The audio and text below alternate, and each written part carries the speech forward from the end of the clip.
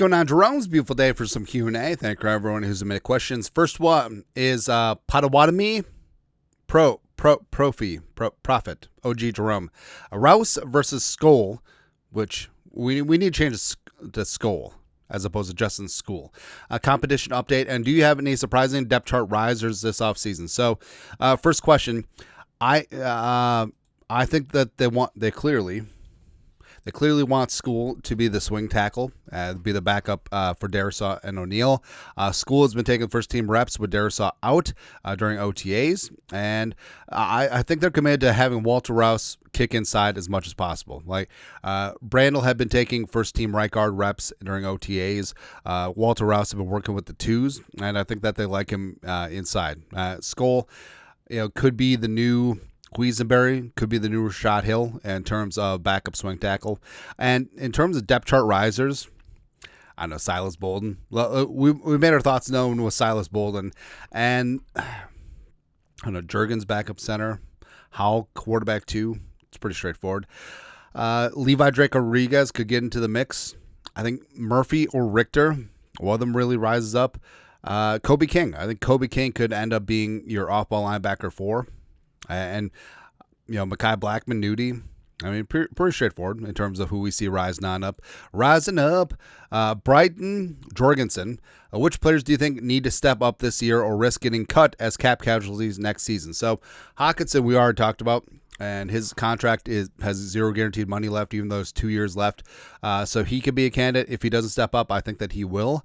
Harrison Phillips just turned the wrong side of 30. And his contract has no guaranteed money in it after this season, even though he's under contract for one more year. So, he could be a cap casualty potentially. And also, guys like Javon Hargraves, his contract, even though it's multiple years, really it's a 1-year deal. He does have $4 million of his base salary, $14 million plus guaranteed in 2026. But we gotta see it, right? So, and that's what it comes down to. Like basically everything in the NFL is year to year, at maximum 2 years. So, I mean, guys need to step up, and everyone knows this, right? And even fan favorites, love me some Hockenson, love me some Harrison Phillips, and obviously going to love me some Javon Hargraves, but you got to prove it, man. That's what's nice about having a very competitive team. This team is going to be deep. This team is going to be very inclined to win a Super Bowl. It's going to be good. Minnesota high school dance team. Yeah. What do you think the intensity level will be at camp in years where we kind of take a light? We come off the block slow in September games. So remember last year, O'Connell had an emphasis on physicality in the trenches. And what that means, I think a lot more padded work, a lot more one-on-ones, a lot more 11-on-11s. And I think you could see that again this year.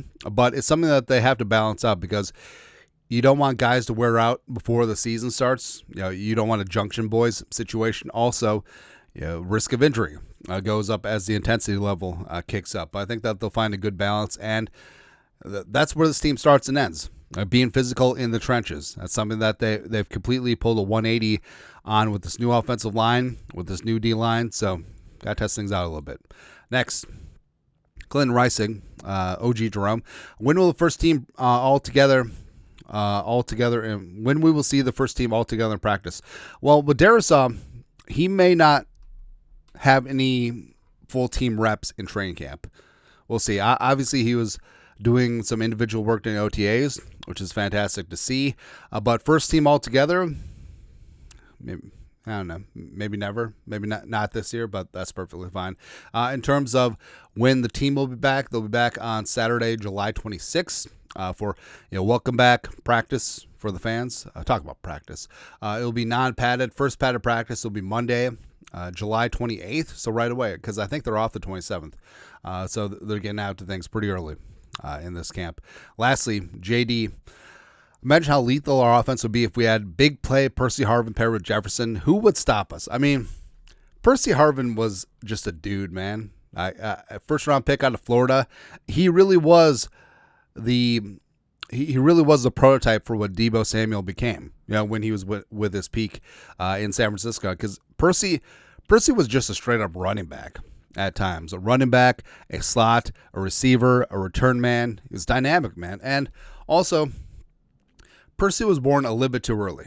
right? Because now, like, so with Percy, it was always about the migraines. Always got a migraine again. Oh, what's happening? But he was actually dealing with some pretty significant mental health issues, and he would have help with that now. Versus back in the day, teams didn't know, maybe teams didn't care, but Percy, I think, was just massively misunderstood, and he was seen as a troublemaker, even though he wasn't.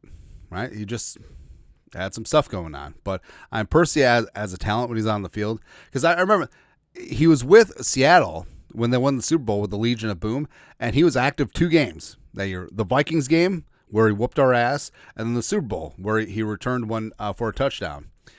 And that's how Percy Harvin could impact a game. I mean, Percy Harvin should still be playing. Kind of stinks. But, Percy, just as an X factor, like, he was more polished as a receiver than he gets credit for, and obviously he was great as a running back. Like, he basically turned every single touch they had on offense into a return. And I don't know, like Percy Harvin with Jefferson with this offense would be dangerous. Now, I do see just a little bit of Percy in Ty Felton, the rookie out of Maryland, where he's not your standard issue wide receiver. Like, some of Ty Felton's highlights in terms of him taking a small short catch to the house, like, it's a little Percy. There's a little Percy there. It's pretty good, man. Anyways, that's it. That's at Q&A for this beautiful day. You guys are the best. You know what to do. Skol, production value.